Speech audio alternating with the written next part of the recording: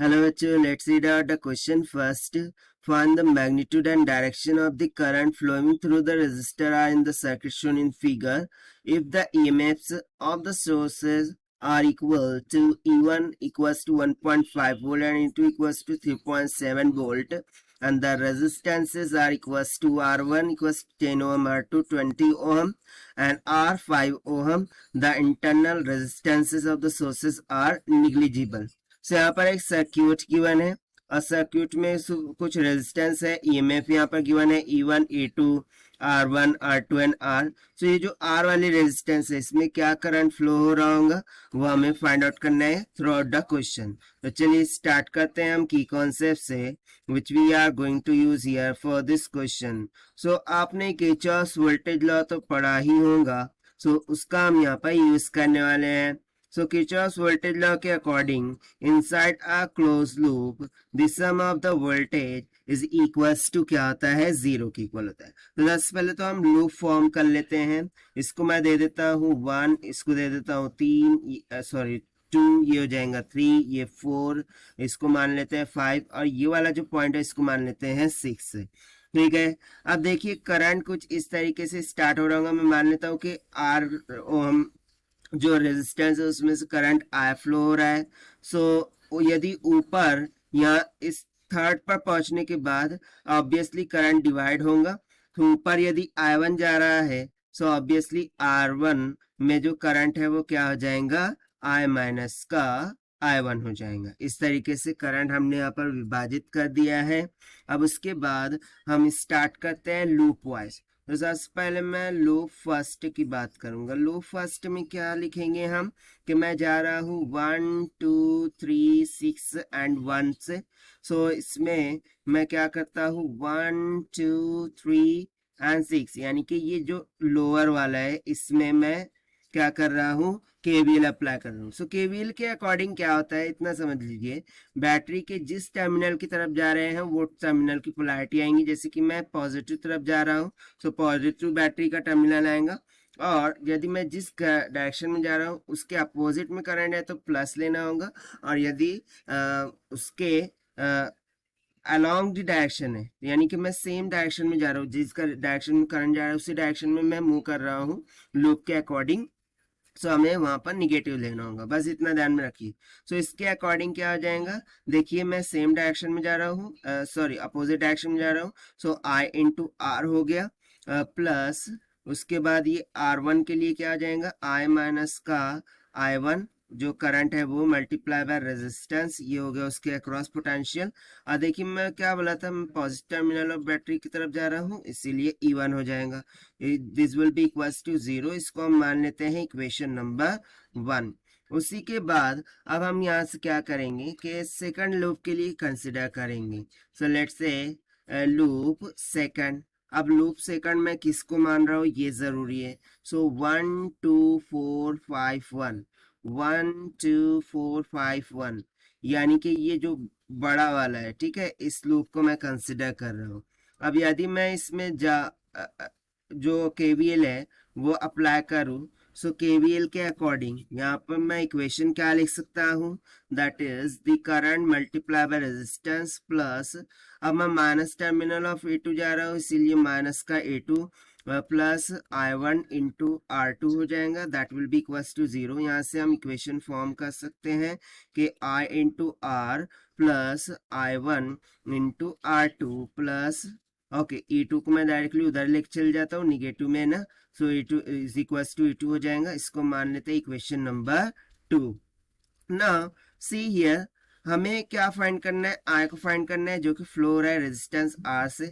उसके लिए मैं क्या करता हूँ कि I1 को एलिमिनेट करता हूँ. अब एलिमिनेट कैसे करना होगा, यानी कि मैं यहाँ पर एलिमिनेशन मेथड का यूज कर रहा हूँ. So we will eliminate the I1. So I1 को एलिमिनेट करने के लिए क्या करना होगा, देखिए हम सिंपली यहाँ से लिख देंगे कि I1 into R this will be equals to E2 minus का I इंटू आर, यानी कि इक्वेशन 2 को मैंने इस तरीके से लिख दिया है।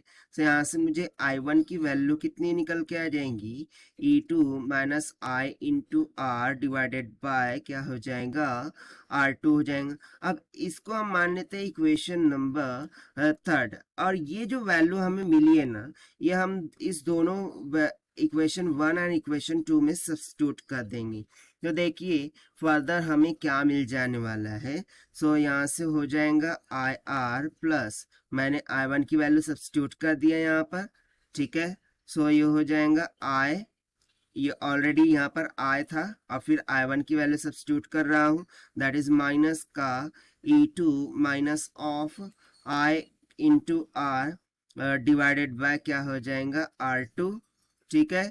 और यहाँ पर R1 रेजिस्टेंस मल्टीप्लिकेशन में थी, प्लस का E1 इज इक्वल टू 0। ये एक इक्वेशन में मैंने सब्स्टिट्यूट कर दिया है, ठीक है। अब उसके बाद इसको फर्दर मैं सिंप्लीफाई करता हूँ। सो देखिए इक्वेशन 1 से मैं सिंप्लीफाई करूंगा, I इंटू आर प्लस, इसको अंदर मल्टीप्लाई कर देते हैं R1 को, ठीक है।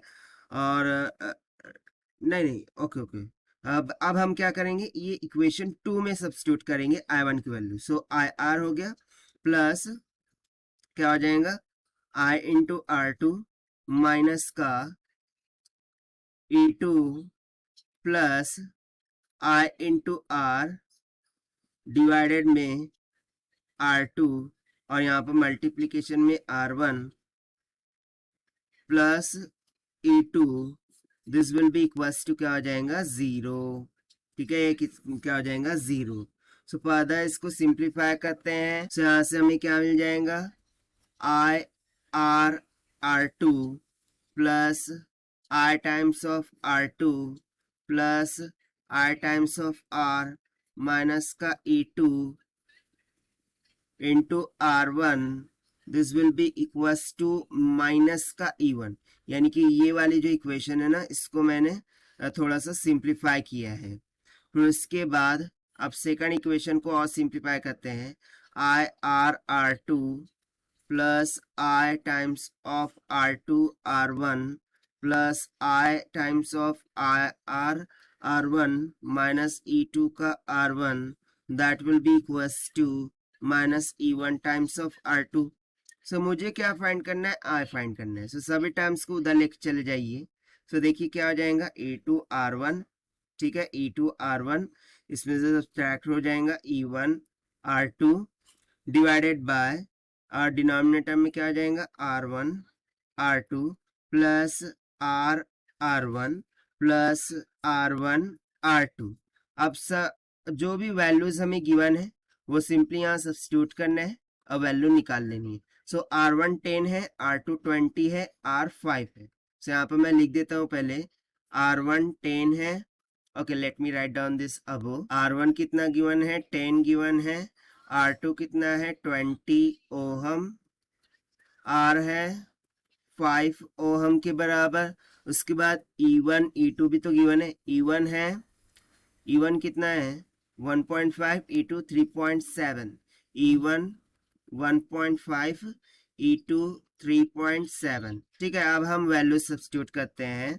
सो I will be equals to E2 3.7, R1 कितना है 10 minus E1 1.5, R2 20 divided by R1 into R2, यानी कि 10 इंटू 20 हो जाएगा, प्लस R इंटू कितना है R1 है, यानी कि 5 मल्टीप्लाई बाय 10 हो गया, plus R1 into R2, R1 into R2, okay okay, यहाँ पर करेक्शन कर लीजिए, ये R इंटू R2 है, ना कि R1 इंटू R2, ठीक है, ये R इंटू R2 है।